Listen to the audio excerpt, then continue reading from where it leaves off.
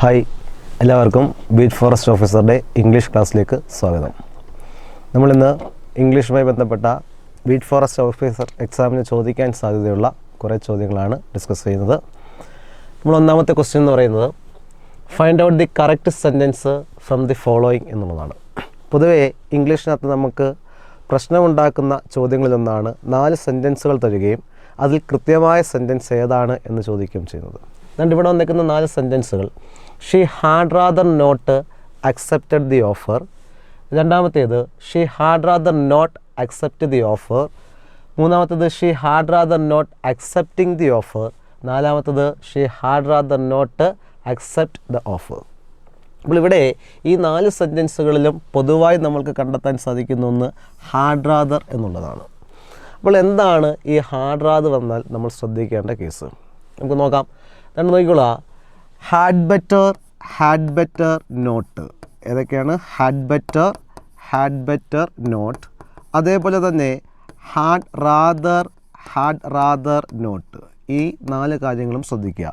Had better not, had rather not. Okay, എന്നിട്ട് ഇവയോടൊപ്പം നമ്മളെല്ലായ്പ്പോഴും വെർബുകളുടെ first form ഉപയോഗിക്കുക എന്നുള്ളതാണ് നിയമം. ഏതൊക്കെയാണ്? Had better not, had rather not. ഇവ 4 വന്നാലും ശരി, ഇതിന് പിന്നാലെ ഉപയോഗിക്കേണ്ടുന്ന വെർബിൻ്റെ ഫോം എന്ന് പറഞ്ഞേക്കുന്നത് ബെയർ ഇൻഫിനിറ്റീവ് ഫോം അല്ലെങ്കിൽ V1 form of the verb ആയിരിക്കണം. അതുപ്രകാരം നമ്മൾ നോക്കുകയാണെങ്കിൽ ഒന്നാമത്തെ ഓപ്ഷൻ നോക്കിയാൽ she had rather not accepted എന്നാണ് വന്നിരിക്കുന്നത്. അക്സെപ്റ്റഡ് എന്ന് പറയുന്നത് വെർബിൻ്റെ പാസ്റ്റ് ഫോമാണ്. അതിവിടെ നമുക്ക് ഉപയോഗിക്കാൻ സാധിക്കില്ല. രണ്ടാമത്തെ ഓപ്ഷനിൽ വന്നിരിക്കുന്നത് she had rather not accepts the offer എന്നാണ്. ഇവിടെ വന്നിരിക്കുന്നത് വെർബിൻ്റെ സിംഗുലാർ ഫോമാണ്, അതായത് ഡസ് ഫോമാണ്. അതിവിടെ നമുക്ക് ഉപയോഗിക്കാൻ സാധിക്കില്ല. അടുത്ത വന്നിരിക്കുന്നത് she had rather not accepting the offer എന്നാണ്. ഈ തന്നിരിക്കുന്നത് വെർബിൻ്റെ ING ഫോമാണ്. അതും നമുക്ക് ഉപയോഗിക്കുവാൻ സാധിക്കുകയില്ല. അടുത്ത ഓപ്ഷൻ നോക്കിയാൽ she had rather not accept the offer. അതാണ് നമ്മുടെ ശരിയായിട്ടുള്ള ആൻസർ. അപ്പോൾ നമ്മുടെ നിയമം ഇതാണ്: had better not, had rather not. ഇവയോടൊപ്പം വെർബുകളുടെ ഫസ്റ്റ് ഫോം ഉപയോഗിക്കുക എന്നുള്ളതാണ് നിയമം. മറന്നു പോകരുത്. എക്സാമിന് ചോദിക്കുന്നതാണ്, ഹാഡ് ബെറ്ററും ചോദിക്കുന്നതാണ്. ഓക്കെ ആണല്ലോ? ഒന്ന് പറഞ്ഞേ: had better not, had rather not എന്നിവയോടൊപ്പം എന്ത് ഉപയോഗിക്കുക? വെർബുകളുടെ ഫസ്റ്റ് ഫോം ഉപയോഗിക്കുക. ഓക്കെ, ദെൻ നമ്മുടെ അടുത്ത ചോദ്യത്തിലേക്ക് പോവുകയാണെങ്കിൽ നമ്മുടെ അടുത്ത ചോദ്യം ഇതാണ്: what a beautiful flower it is. Here what shows dash. അപ്പോൾ ഈ അടുത്ത സമയത്തായിട്ട് PSC എക്സാമുകളിൽ സ്ഥിരമായി കണ്ടുവരുന്നൊരു ചോദ്യമാണ് നമ്മളുടെ പാർട്സ് ഓഫ് സ്പീച്ചുമായി ബന്ധപ്പെട്ട ചോദ്യങ്ങൾ. പാർട്സ് ഓഫ് സ്പീച്ചുമായി ബന്ധപ്പെട്ട് ചോദിക്കുന്ന ഒരു ചോദ്യമാണ് താണ്ടി വന്നിരിക്കുന്നത്: what a beautiful flower it is. ഈ തന്നിരിക്കുന്ന സെൻറ്റൻസിൽ വാട്ട് എന്ന വാക്ക് എന്തിനെയാണ് സൂചിപ്പിക്കുന്നതെന്നാണ്. അവർ തന്നിരിക്കുന്ന ഓപ്ഷൻസ്: ഒന്ന് ക്വസ്റ്റ്യൻ വേർഡ്. ഓക്കെ, സ്വാഭാവികമായിട്ടും വാട്ട് എന്ന് പറഞ്ഞേക്കുന്ന വേർഡ് നമ്മൾക്ക് വളരെ ഫെമിലിയർ ആണ്. ആ ഫെമിലിയർ ആയത് എങ്ങനെയാണെന്ന് വെച്ചാൽ ഇതൊരു ക്വസ്റ്റ്യൻ വേർഡ് എന്നുള്ള അർത്ഥത്തിലാണ്. പക്ഷേ ഇവിടെ ഒരു ഇൻ്ററോഗേറ്റീവ് സെൻറ്റൻസിൻ്റെ ഭാഗമായിട്ടല്ല വാട്ട് വന്നിരിക്കുന്നത്. ഇൻ്ററോഗേറ്റീവ് സെൻറ്റൻസിൻ്റെ ഭാഗമായിട്ട്, ഇൻ്ററോഗേറ്റീവ് സെൻറ്റൻസുകൾ എന്ന് വെച്ചാൽ ചോദ്യങ്ങളെ സൂചിപ്പിക്കുന്ന സെൻറ്റൻസുകളെയാണ് നമ്മൾ ഇൻ്ററോഗേറ്റീവ് സെൻറ്റൻസുകൾ എന്ന് വിളിക്കുന്നത്. അങ്ങനെ ഇൻ്ററോഗേറ്റീവ് സെൻറ്റൻസുകളുടെ ഭാഗമായി വാട്ട് എന്ന് വന്നായിരുന്നുവെങ്കിൽ നമ്മൾക്കതിനെ ക്വസ്റ്റ്യൻ വേർഡ് എന്ന് വിളിക്കാം. ഇവിടെ വന്നിരിക്കുന്നത് ഇൻ്ററോഗേറ്റീവ് സെൻറ്റൻസിൻ്റെ ഭാഗമായിട്ടല്ല. അതുകൊണ്ട് ഇതിനെ നമുക്ക് എന്തെന്ന് വിളിക്കാൻ സാധിക്കില്ല? ക്വസ്റ്റ്യൻ വേർഡ് എന്ന് വിളിക്കാൻ സാധിക്കില്ല. അത് ക്ലിയർ ആണല്ലോ? അപ്പോൾ എന്താണ് ഇൻ്ററോഗേറ്റീവ് സെൻറ്റൻസ് എന്ന് വെച്ചാൽ ചോദ്യങ്ങളെ സൂചിപ്പിക്കുന്ന സെൻറ്റൻസുകളെയാണ് നമ്മൾ എന്തെന്ന് വിളിക്കുന്നത്? ഇൻ്ററോഗേറ്റീവ് സെൻറ്റൻസ് എന്ന് വിളിക്കുന്നത്. ഓക്കെ, ഇനി രണ്ടാമത്തെ ഓപ്ഷൻ തന്നിരിക്കുന്നത് അഡ്ജക്റ്റീവ് എന്നുള്ളതാണ്. എന്താണ് അഡ്ജക്റ്റീവ് എന്ന് വെച്ചാൽ ഒരു നൗണിനെ ഡിസ്ക്രൈബ് ചെയ്യാൻ ഉപയോഗിക്കുന്ന വാക്കുകളെയാണ് നമ്മൾ അഡ്ജക്റ്റീവ് എന്ന് വിളിക്കുന്നത്. ഫോർ എക്സാമ്പിൾ, ദാണ്ടേ ഹീ ഈസ് എ സ്റ്റുഡൻറ്റ്. ഇവിടെ ഈ സെൻറ്റൻസ് നമ്മൾ പറയുമ്പോൾ ആ സെൻറ്റൻസിൻ്റെ അർത്ഥം അവനൊരു സ്റ്റുഡൻ്റ് ആണ് എന്ന് മാത്രമാണ്. എങ്ങനെയുള്ള സ്റ്റുഡൻ്റ് ആണ് എന്നുള്ള കാര്യം ഇവിടെ പറയുന്നില്ല. നേരെ മറിച്ച് നമ്മൾ ആ സെൻറ്റൻസ് ഇങ്ങനെയാണ് പറയുന്നതെങ്കിൽ he is a good student. ഇപ്പോൾ ആ സ്റ്റുഡൻറ്റ് എങ്ങനെയുള്ളയാൾ ആണെന്ന് നമ്മൾ പറയുകയാണ്. എങ്ങനെയുള്ളയാണ്? ഗുഡ് സ്റ്റുഡൻ്റ് ആണെന്ന് പറയുന്നു. അപ്പോൾ ഇങ്ങനെ ഒരു നൗണിനെ ഡിസ്ക്രൈബ് ചെയ്യാൻ വേണ്ടി ഇംഗ്ലീഷിൽ ഉപയോഗിക്കുന്ന വാക്കുകളെയാണ് നമ്മൾ അഡ്ജക്റ്റീവുകൾ എന്ന് പറയുന്നത്. ഇവിടെ വാട്ട് എന്നത് ഒരു നൗണിനെ ഡിസ്ക്രൈബ് ചെയ്യാൻ വേണ്ടി ഉപയോഗിച്ചിരിക്കുന്ന വാക്കല്ല. അതുകൊണ്ട് നമ്മൾക്കിതിനെ അഡ്ജക്റ്റീവ് എന്ന് വിളിക്കുവാനും സാധ്യമല്ല. ഓക്കെ, അടുത്തത് വന്നേക്കുന്നത് റിലേറ്റീവ് പ്രൊനൗൺ എന്നുള്ളതാണ്. റിലേറ്റീവ് പ്രൊനൗൺ എന്ന് പറയുമ്പോൾ ഒരു നൗണിന് ഒരു സെൻറ്റൻസുമായിട്ടുള്ള റിലേഷനെ സൂചിപ്പിക്കാൻ വേണ്ടി ഉപയോഗിക്കുന്ന വാക്കുകളെയാണ് നമ്മൾ റിലേറ്റീവ് പ്രൊനൗണുകൾ എന്ന് പറയുന്നത്. ഇവിടെ വാട്ട് ഉപയോഗിച്ചിരിക്കുന്നത് ആ അർത്ഥത്തിലുമല്ല. അപ്പോൾ പിന്നെ എന്താണ് ഇവിടുത്തെ വാട്ടെന്ന് നമുക്ക് പഠിക്കാം. ദാണ്ട് നോക്കിക്കൊള്ളുക. ഈ തന്നിരിക്കുന്ന സെൻറ്റൻസ് ഒരു എക്സ്ക്ലമേറ്ററി സെൻറ്റൻസിനെയാണ് സൂചിപ്പിക്കുന്നത്. എന്താണ് എക്സ്ക്ലമേറ്ററി സെൻറ്റൻസ്? സഡൻ ഫീലിങ്സിനെ സൂചിപ്പിക്കുന്ന സെൻറ്റൻസുകളെ നമ്മൾ വിളിക്കുന്ന പേരാണ് എക്സ്ക്ലമേറ്ററി സെൻറ്റൻസ്. ഓക്കെ ആണല്ലോ? അപ്പോൾ നോക്കിയേ, ഒരു എക്സ്ക്ലമേറ്ററി സെൻറ്റൻസിൻ്റെ ഭാഗമായിട്ട് വരുന്ന എക്സ്ക്ലമേറ്ററി വേർഡുകളെയോ അല്ലെങ്കിൽ എക്സ്ക്ലമേറ്ററി സൗണ്ടുകളെയോ നമ്മൾ ഇംഗ്ലീഷിൽ വിളിക്കുന്ന പേരാണ് ഇൻ്റർജെക്ഷൻ. ഓർക്കുക, ഇത് ഇൻ്റർജങ്ഷൻ എന്നല്ല പറയേണ്ടത്, ഇൻ്റർജെക്ഷൻ എന്നാണ്. ഓക്കെ, അപ്പോൾ എന്താണ് ഇൻ്റർജെക്ഷൻ എന്ന് വെച്ചാൽ എക്സ്ക്ലമേറ്ററി സെൻറ്റൻസുകളുടെ ഭാഗമായി ഉപയോഗിക്കുന്ന എക്സ്ക്ലമേറ്ററി വേർഡുകളെയോ അല്ലെങ്കിൽ എക്സ്ക്ലമേറ്ററി സൗണ്ടുകളെയോ നമ്മൾ വിളിക്കുന്ന പേരാണെന്ത്? ഇൻ്റർജെക്ഷൻ. ഇപ്പോൾ വാട്ട്, വൗ, ഓ, അല്ലാസ് തുടങ്ങിയ വാക്കുകളൊക്കെ നമുക്ക് എന്തിന് ഉദാഹരണങ്ങളാണ്? ഇൻ്റർജെക്ഷൻസിന് ഉദാഹരണങ്ങളാണ്. ക്ലിയർ ആണല്ലോ? അപ്പോൾ എന്താണ് എക്സ്ക്ലമേറ്ററി സെൻറ്റൻസ് എന്ന് അറിഞ്ഞു വെച്ചിരിക്കുക. എന്താണ് എക്സ്ക്ലമേറ്ററി സെൻറ്റൻസുകൾ? സഡൻ ഫീലിങ്സിനെ സൂചിപ്പിക്കുന്ന സെൻറ്റൻസുകളാണ് എക്സ്ക്ലമേറ്ററി സെൻറ്റൻസുകൾ. എക്സ്ക്ലമേറ്ററി സെൻറ്റൻസുകളിൽ നമ്മൾ എക്സ്ക്ലമേഷൻ മാർക്ക് ഉപയോഗിച്ചിട്ടുണ്ടാകും. ഇങ്ങനെ എക്സ്ക്ലമേറ്ററി സെൻറ്റൻസുകളുടെ ഭാഗമായിട്ടാണ് ഈ വാക്കുകൾ വന്നിരിക്കുന്നതെങ്കിൽ വാട്ടെന്നോ അല്ലെങ്കിൽ ഓ എന്നോ അല്ലാസ് എന്നോ ഒക്കെയുള്ള വാക്കുകൾ വന്നിട്ടുള്ളതെങ്കിൽ അതിനെ നമ്മൾ വിളിക്കേണ്ട പേരാണെന്ത്? ഇൻ്റർജെക്ഷൻ. അപ്പോൾ എന്താണ് ഇൻ്റർജെക്ഷൻ എന്ന് മനസ്സിലായല്ലോ? എക്സ്ക്ലമേറ്ററി സെൻറ്റൻസുകളുടെ ഭാഗമായി ഉപയോഗിക്കുന്ന വേർഡുകളെയോ അല്ലെങ്കിൽ എക്സ്ക്ലമേറ്ററി സൗണ്ടുകളെയോ നമ്മൾക്ക് എന്തെന്ന് വിളിക്കാം? ഇൻ്റർജെക്ഷൻ എന്ന് വിളിക്കാം. ഓക്കെ, അപ്പോൾ ഇവിടെ വാട്ട് എന്തിനെ സൂചിപ്പിക്കുന്നു എന്ന് ചോദിച്ചാൽ it shows an interjection. Clear ആണല്ലോ? ദെൻ അടുത്ത ചോദ്യത്തിലേക്ക് പോവുകയാണെങ്കിൽ I saw dash SI sitting under dash eucalyptus tree. Okay, ഈ തന്നിരിക്കുന്ന ചോദ്യം നമ്മളുടെ ആർട്ടിക്കിളുമായി ബന്ധപ്പെട്ട് ചോദിച്ചിരിക്കുന്ന ഒരു ചോദ്യമാണ്. അപ്പോൾ നോക്കിയേ, ഏതൊക്കെയാണ് ഇംഗ്ലീഷിനകത്തെ ആർട്ടിക്കിൾ എന്ന് പറയുന്നത്? ആർട്ടിക്കിൾസിനെ നമ്മൾ മറ്റൊരു പേര് കൂടി വിളിക്കാറുണ്ട്, ഡിറ്റർമിനേഴ്സ് എന്ന പേരിൽ കൂടി അറിയപ്പെടാറുണ്ട്. ഓക്കെ ആണല്ലോ? ആർട്ടിക്കിൾസ് നമ്മൾ വിളിക്കുന്ന പേരാണെന്ത്? ഡിറ്റർമിനേഴ്സ്. ഓക്കെ, ആർട്ടിക്കിൾസ് ഏതൊക്കെയാണെന്ന് ചോദിച്ചാൽ എ ആൻഡ് ദ, ഈ മൂന്നെണ്ണത്തെയാണ് നമ്മൾ ആർട്ടിക്കിൾസ് എന്ന് വിളിക്കുന്നത്. ഇതിൽ എ ആൻ എന്നിവയെ നമ്മൾ വിളിക്കുന്നത് ഇൻഡെഫിനിറ്റ് ആർട്ടിക്കിൾ എന്നാണ്. ഓക്കെ, ദായെ വിളിക്കുന്നത് ഡെഫിനിറ്റ് ആർട്ടിക്കിൾ എന്നുമാണ്. ഓക്കെ ആണല്ലോ? അപ്പോൾ എന്താണ് പറഞ്ഞേക്കുന്നത്? എ ആൻ എന്നിവയെ നമ്മൾ ഇൻഡെഫിനിറ്റ് ആർട്ടിക്കിൾ എന്നും ദാ എന്നതിനെ ഡെഫിനിറ്റ് ആർട്ടിക്കിൾ എന്നുമാണ് വിളിക്കുന്നത്. എന്തുകൊണ്ടാണ് ഇങ്ങനെ വിളിക്കുന്നതെന്ന് ചോദിച്ചാൽ, ഫോർ എക്സാമ്പിൾ ആൻ എലിഫൻറ്റ് എന്ന് പറയുകയാണ്. ഇവിടെ ആൻ എലിഫൻ്റ് എന്ന് പറയുമ്പോൾ അതിൻ്റെ അർത്ഥം ഒരാന എന്നാണ്. അത് ഏത് ആനയാണ് എന്നുള്ള കാര്യം അവിടെ കൃത്യമായിട്ട് മെൻഷൻ ചെയ്യുന്നില്ല എന്നതാണ് യാഥാർത്ഥ്യം. ഏത് ആന വേണമെങ്കിലും ആയേക്കാം. എ കൗ എന്ന് വെച്ചാൽ അതിൻ്റെ അർത്ഥം ഒരു കൗ എന്ന് മാത്രമാണ്. അത് ഏത് കൗ ആണ് എന്നുള്ളത് അവിടെ മെൻഷൻ ചെയ്യുന്നില്ല. ഇങ്ങനെ കൃത്യമായിട്ട് ഡെഫിനിറ്റായിട്ട് കാര്യങ്ങളെ വ്യക്തമാക്കാത്തതിനാലാണ് നമ്മൾ ഇവയെ ഇൻഡെഫിനിറ്റ് ആർട്ടിക്കിൾ എന്ന് വിളിക്കുന്നത്. ഓക്കെ ആണല്ലോ? എന്നാൽ ദായുടെ കേസിലേക്ക് വന്നാൽ ദാ നമ്മൾ ഉപയോഗിക്കുന്നത് യുണീക്കായിട്ടുള്ള തിങ്സുകളുടെ ഒപ്പമാണ്. ഫോർ എക്സാമ്പിൾ ദി എർത്ത് എന്നോ ദ സൺ എന്നോ പറയുമ്പോൾ ഇവിടെ ദി എർത്ത് എന്ന് പറഞ്ഞിട്ട് ഇത് ഏത് എർത്താണ് എന്ന് നമ്മൾ അഡീഷണലായിട്ട് എക്സ്പ്ലെയിൻ ചെയ്ത് കൊടുക്കേണ്ട കാര്യമില്ല. ഒറ്റ എർത്തല്ലേ ഉള്ളൂ. ദ സൺ എന്ന് പറഞ്ഞിട്ട് ഇത് ഏത് സൺ ആണ് എന്ന് എക്സ്പ്ലെയിൻ ചെയ്ത് കൊടുക്കേണ്ട കാര്യമില്ല. അതായത് ഒരു കാര്യത്തെപ്പറ്റി ഡെഫിനിറ്റായിട്ടാണ് അത് മെൻഷൻ ചെയ്യുന്നത്. ആയതിനാൽ അതിനെ നമ്മൾക്ക് എന്തെന്ന് വിളിക്കാം? ഡെഫിനിറ്റ് ആർട്ടിക്കിൾ എന്നും വിളിക്കാം. ഓക്കെ ആണല്ലോ? അപ്പോൾ ആർട്ടിക്കിൾസ് മൂന്നെണ്ണമാണ്, എ, ആൻ, ദ എന്നിവയാണ്. അതിൽ എയും ആനയും നമ്മൾ വിളിക്കുന്ന പേര് ഇൻഡെഫിനിറ്റ് ആർട്ടിക്കിൾസ് എന്നാണ്. ദായെ വിളിക്കുന്ന പേര് ഡെഫിനിറ്റ് ആർട്ടിക്കിൾ എന്നാണ്. ഓക്കെ ആണല്ലോ? അതാണ്ടേ ഇനി ആർട്ടിക്കിൾസുമായി ബന്ധപ്പെട്ട നിയമങ്ങളാണ് നമ്മൾ ഇവിടെ ശ്രദ്ധിക്കാൻ പോകുന്നത്. അതുകൊണ്ട് ഇവിടെ ഐ സാ dash S I sitting under dash eucalyptus tree. ഒന്നാമത്തെ ഡാഷിലേക്ക് വന്നാൽ അവിടെ എസ് ഐ എന്ന് പറഞ്ഞേക്കുന്ന ഒരു ഷോർട്ട് ഫോമാണ് ഉപയോഗിച്ചിരിക്കുന്നത്. അപ്പോൾ അവിടെ നിങ്ങൾക്ക് പഠിക്കാൻ എളുപ്പമാർഗം തണ്ട് ഇതാണ്. ഇത്രയും അക്ഷരങ്ങൾ ഓർക്കുക: F, H, L, M, N, R, S, X. ഏതൊക്കെയാണ്? F, H, LMN RSX. ഈ അക്ഷരങ്ങൾ കൊണ്ട് തുടങ്ങുന്ന ഷോർട്ട് ഫോമുകൾക്ക് മുൻപിലായി നമ്മൾക്ക് ആൻ എന്ന് ഉപയോഗിക്കാം. മറന്നു പോകരുത്. എങ്ങനെയാണ്? ഇത്രയും അക്ഷരങ്ങൾ ഞാൻ പറയുന്നത് ശ്രദ്ധിക്കുക. എല്ലാ ഷോർട്ട് ഫോമുകളുടെയും മുൻപിൽ ആൻ ഉപയോഗിക്കാമെന്നല്ല പറഞ്ഞത്. ഈ അക്ഷരങ്ങൾ കൊണ്ട് തുടങ്ങുന്ന ഏതൊക്കെ അക്ഷരങ്ങളാണ്? FH, LMN, RSX.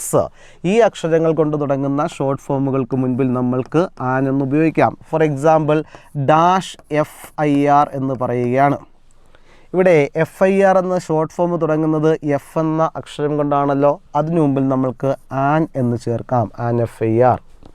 അതെന്തുകൊണ്ടാണ് എന്ന സംശയമുണ്ടെങ്കിൽ ദണ്ടേ എഫ് എന്ന് പറഞ്ഞേക്കുന്ന സൗണ്ട് ഫോം ചെയ്യണമെങ്കിൽ എഫ് കണ്ടോ, എ എന്ന് പറഞ്ഞേക്കുന്ന വവ്വൽ സൗണ്ടിലൂടെ മാത്രമേ എഫ് എന്ന് പറഞ്ഞേക്കുന്ന സൗണ്ട് ഓപ്പൺ ചെയ്യാൻ പറ്റൂ. അങ്ങനെ എ കൊണ്ടാണ് ഇത് ഓപ്പൺ ചെയ്യുന്നത് കൊണ്ട് നമ്മൾ അതിന് മുമ്പിൽ ആൻ ഉപയോഗിക്കുന്നു. ഓക്കെ, അടുത്ത നോക്കി. ഇപ്പോൾ HOD എന്ന് പറയുകയാണ്. -HOD എന്ന് പറയുമ്പോൾ എച്ച് കൊണ്ടാണല്ലോ ഈ ഷോർട്ട് ഫോം തുടങ്ങിയിരിക്കുന്നത്. അങ്ങനെയാണെങ്കിൽ ഒന്നും നോക്കേണ്ട, അതിൻ്റെ ഫ്രണ്ടിൽ ആൻ എന്ന് ഉപയോഗിക്കാം. An HOD. LD ക്ലർക്ക് എന്ന് പറയുമ്പോൾ -LD ക്ലർക്ക്. ദണ്ട് എൽ എന്ന് പറഞ്ഞേക്കുന്ന അക്ഷരം കൊണ്ടാണ് തുടങ്ങിയിരിക്കുന്നത്. ഫ്രണ്ടിൽ ആൻ എന്ന് ചേർക്കാം. An LD clerk. ദണ്ട് നമ്മളെടുക്കെ പറയുകയാണ് he is -MB. He is -MB. ഇവിടെ എം എന്ന് പറഞ്ഞിരിക്കുന്ന അക്ഷരം കൊണ്ടാണ് ഇത് സ്റ്റാർട്ട് ചെയ്തിരിക്കുന്നത്. അപ്പോൾ നമ്മളിതിൻ്റെ മുമ്പിൽ ചേർക്കേണ്ട ആർട്ടിക്കിൾ ആൻ ആണ്. അപ്പോൾ MB എന്ന് പറയുമ്പോൾ അവിടെ സംശയം വേണ്ട. എം എന്ന് പറയണമെങ്കിൽ എ എന്ന് പറഞ്ഞിട്ടല്ലേ എം. എ എന്ന് പറഞ്ഞേക്കുന്ന സൗണ്ടിനോടൊപ്പം ചേരുമ്പോഴാണ് നമ്മൾ എം എന്ന സൗണ്ട് ഫോം ചെയ്യുന്നത്. അതുകൊണ്ട് എയിലാണ് ഈ സൗണ്ട് ഓപ്പൺ ചെയ്യുന്നത് കൊണ്ട് ആണ് നമ്മൾ അതിന് മുൻപിലായിട്ട് എന്ത് ഉപയോഗിക്കുന്നത്? ആൻ എന്ന ആർട്ടിക്കിൾ ഉപയോഗിക്കുന്നത്. അതേപോലെ തന്നെയാണ് NRI.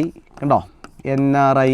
അതുകൊണ്ട് തന്നെ RTO, SI, എക്സ്റേ ഫിലിം തുടങ്ങിയ എല്ലാ വാക്കുകളുടെയും ഷോർട്ട് ഫോമുകളോടൊപ്പം, അതായത് ഈ അക്ഷരങ്ങൾ കൊണ്ട് തുടങ്ങുന്ന ഷോർട്ട് ഫോമുകളുടെ ഒപ്പം നമ്മൾക്ക് എന്തുപയോഗിക്കാം?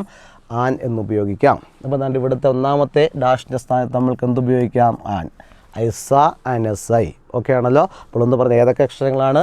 FH, LMN, RSX. മറന്നു പോകല്. ഇത്രയും അക്ഷരങ്ങൾ കൊണ്ട് തുടങ്ങുന്ന ഷോർട്ട് ഫോമുകൾക്ക് മുമ്പിൽ ഒരു കാര്യം ശ്രദ്ധിക്കുക. എക്സാമിന് UD ക്ലർക്ക് എന്നൊക്കെ ആയിരിക്കും ചിലപ്പോൾ ചോദിച്ചിരിക്കുന്നത്. ഇവിടെ U എന്ന് പറയുന്നത് ഈ അക്ഷരത്തിനകത്തില്ല. അങ്ങനെയാണെങ്കിൽ നിങ്ങൾ അവിടെ AA ഉപയോഗിക്കാവൂ. എപ്പോഴും ഓർക്കുക, ഞാൻ പറഞ്ഞിരിക്കുന്നത് എല്ലാ ഷോർട്ട് ഫോമുകളുടെയും മുൻപിൽ ആൻ ഉപയോഗിക്കണമെന്നല്ല. ഈ അക്ഷരങ്ങൾ കൊണ്ട് തുടങ്ങുന്ന ഷോർട്ട് ഫോമുകൾ മാത്രം. ഏതൊക്കെയാണ്? FH, LMN, RSX. ഇവ കൊണ്ട് തുടങ്ങുന്ന ഷോർട്ട് ഫോമുകൾക്ക് മുൻപിൽ ആൻ എന്ന് ഉപയോഗിക്കുക. അങ്ങനെ വരുമ്പോൾ ഒന്നാമത്തെ ആൻസർ ആൻ. ഇനി രണ്ടാമത്തെ നോക്കിയാൽ യൂക്കാലിപ്റ്റസ് ട്രീക്ക് മുൻപിൽ ആർട്ടിക്കിൾ ഉപയോഗിക്കാനാണ് പറഞ്ഞേക്കുന്നത്. അവിടെ എങ്ങനെയാണെന്ന് ചോദിച്ചാൽ, ഇപ്പം നമുക്കിവിടെ ആർട്ടിക്കിൾസ് പഠിക്കുമ്പോൾ നമ്മൾ അത്യാവശ്യം അറിഞ്ഞിരിക്കേണ്ട ഒരു കേസ് വവ്വൽ സൗണ്ടുകളെ പറ്റിയുള്ളതാണ്. ഏതൊക്കെയാണ് വവ്വൽ സൗണ്ട് എന്ന് ചോദിച്ചാൽ, ദണ്ടേ A, E, I, O, U. ഇവ വവ്വൽ ലെറ്റേഴ്സ് ആണെങ്കിൽ ഇവയുടെ സൗണ്ടുകൾ വരുന്നത് ഇങ്ങനെയാണ്. A എന്നതിൻ്റെ സൗണ്ട് ആ എന്നാണ്. E എന്ന അക്ഷരത്തിൻ്റെ വവ്വൽ സൗണ്ട് A എന്നാണ്. I എന്നതിൻ്റെ വവ്വൽ സൗണ്ട് E എന്നാണ്. O എന്നതിൻ്റെ വവ്വൽ സൗണ്ട് O എന്ന് തന്നെയാണ്. യുവിനെ നമുക്ക് രണ്ട് രീതിയിൽ ഉച്ചരിക്കാം. ആ എന്നും ഉച്ചരിക്കാം, ഉ എന്നും ഉച്ചരിക്കാം.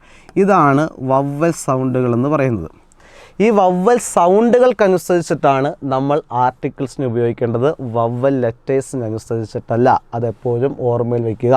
വവ്വൽ ലെറ്റേഴ്സ് അനുസരിച്ചിട്ടല്ല നമ്മൾ എന്ത് ഉപയോഗിക്കുന്നത്? ആർട്ടിക്കിൾസ്. അപ്പോൾ അതുകൊണ്ട് ഇവിടേക്ക് വരുമ്പോൾ ഇത് യൂക്കാലിപ്റ്റസ് ട്രീ. നിങ്ങൾ നോക്കുക, ഇവിടെ അക്ഷരം E ആണ്. E എന്ന് പറയുന്നത് വവ്വൽ ലെറ്ററാണ്. പക്ഷേ ഇത് നമ്മൾ പ്രൊനൗൺസ് ചെയ്യുന്നത് ദണ്ട് ഇങ്ങനെയാണ്, യൂക്കാലിപ്റ്റസ് ട്രീ എന്നാണ്. ഇവിടെ വരുന്ന സൗണ്ട് യു അല്ലെങ്കിൽ യു എന്ന് പറഞ്ഞേക്കുന്ന സൗണ്ടാണ് ആദ്യം ഉണ്ടാകുന്നത്. യു എന്ന സൗണ്ട് ഇതിനകത്ത് ഉൾക്കൊള്ളുന്നില്ല, വവ്വൽ സൗണ്ടുകളിൽ ഉൾക്കൊള്ളുന്നില്ല.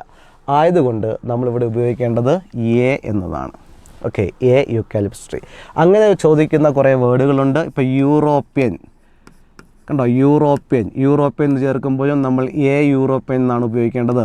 യൂണിവേഴ്സിറ്റി ക്യാമ്പസ്, കണ്ടോ, യൂണിവേഴ്സിറ്റി ക്യാമ്പസ്. ഇന്ന് വരുമ്പോഴും നമ്മൾ എന്താണ് ഉപയോഗിക്കേണ്ടത്? ഇവിടെയെല്ലാം എ യൂണിവേഴ്സിറ്റി ക്യാമ്പസ് എന്നാണ് ഉപയോഗിക്കേണ്ടത്. ഓക്കെ ആണല്ലോ.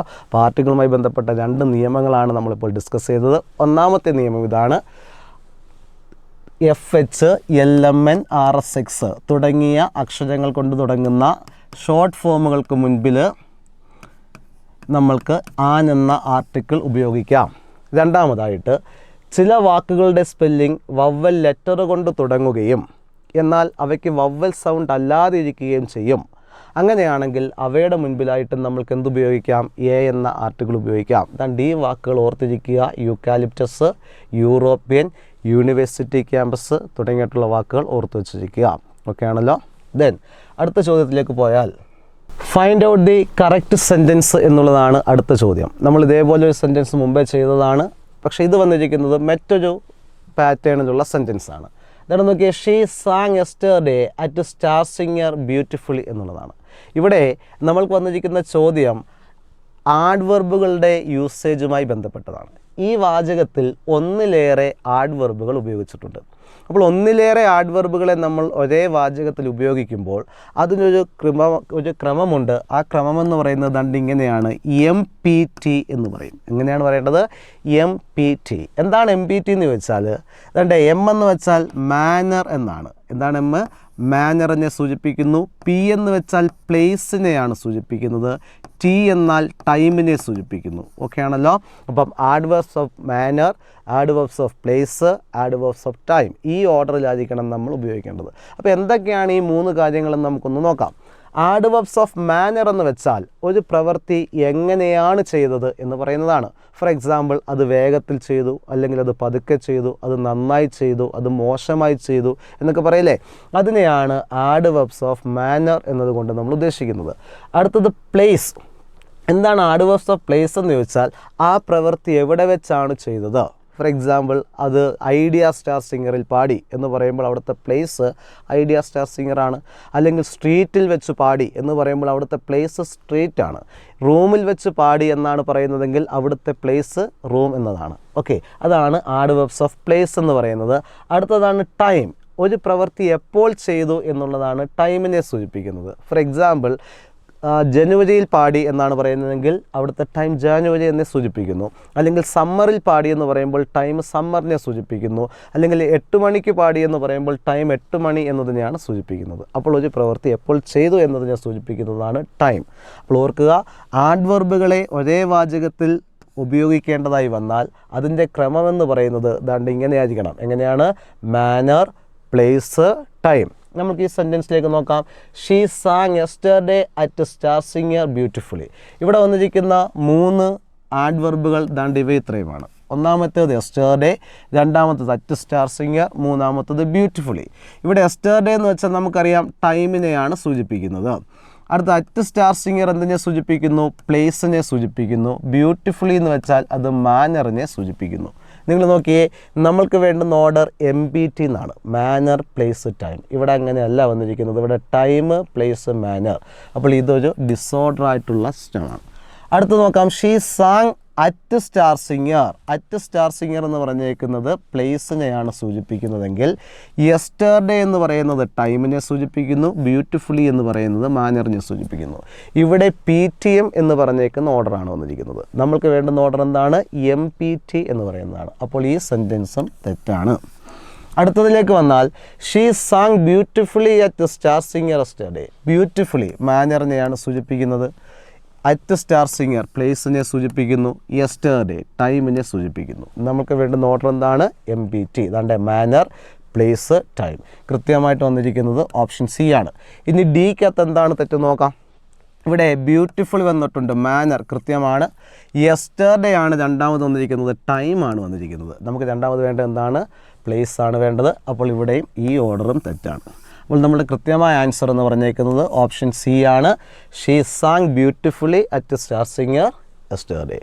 ഓക്കെ ആണല്ലോ. അപ്പോൾ നമ്മുടെ ഇന്ന് ഡിസ്കസ് ചെയ്ത ഇത്രയും ക്വസ്റ്റ്യൻസ് നിങ്ങൾക്ക് മനസ്സിലായെന്ന് വിശ്വസിക്കുന്നു. എല്ലാവർക്കും നന്ദി. Thank you.